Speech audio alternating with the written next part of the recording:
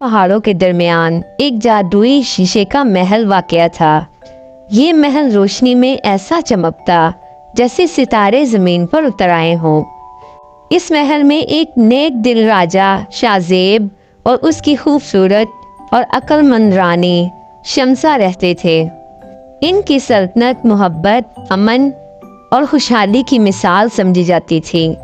रियाया राजा और रानी को दिल से चाहती थी क्योंकि वो हर किसी का ख्याल रखते थे, मजलूम की मदद करते और इंसाफ करते थे।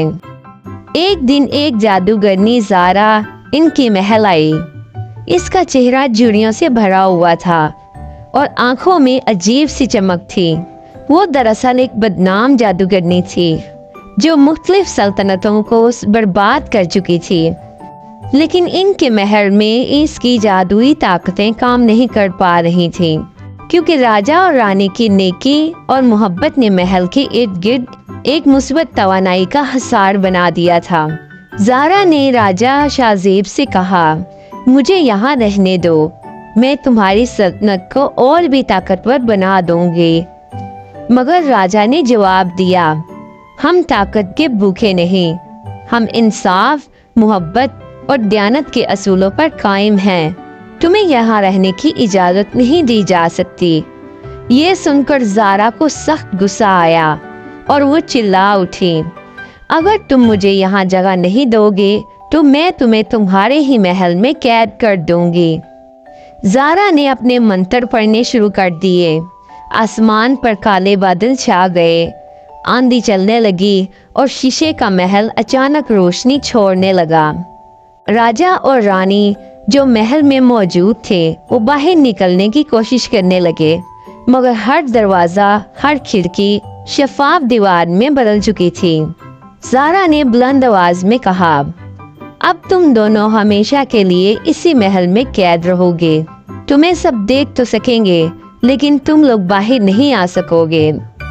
ज़ारा महल से गायब हो गई और वो चमकता हुआ शीशे का महल कैद खाना बन गया।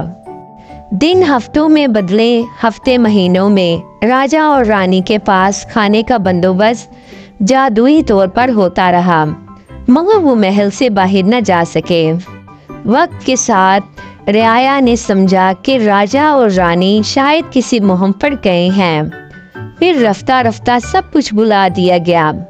शीशे का महल अब एक पुरस्कार कहानी बनकर रह गया। महल के अंदर राजा शाहजेब और रानी शमसा हिम्मत नहीं हारे। उन्होंने इस कैद को बर्दाश्त किया, इबादत, मुतालिया और एक दूसरे का सहारा लेकर हर दिन गुजारा। वो यकीन रखते थे कि कोई न कोई दिन इनकी रिहाई का भी आएगा। कई साल बाद एक नेक दिल लड़का आफाक इसी वादी के करीब पैदा हुआ। वो छोटी उम्र से ही शीशे के महल की कहानियां सुनता आया था। जब वो जवान हुआ, इसे ख्वाब में एक बुजुर्ग ने बताया कि वही वो वाहिद शख्स है जो राजा और रानी को आज़ाद करवा सकता है, क्योंकि इसके दिल में खालिस नेकी और सच्चाई है। आफाक ने सफ़र शुरू किया, कई पहाड़ों, दरियाओं और जंगलों को अबूर करके आखिरकार इस शीशे के महल तक पहुंचा। इसने अपनी नानी की बताई हुई दुआएं पढ़नी शुरू कर दी। महल चमकने लगा। अचानक ज़ारा की रूह नमूदार हुई और बोली, तुम वो हो जो मेरे जादू को तोड़ सकता है, मगर तुम्हें सच्चाई और कुर्बानी का सबूत देना होगा। आफाक ने कहा, मैं अपनी जान भी दे सकता हूँ अगर किसी मासूम को रिहाई मिले।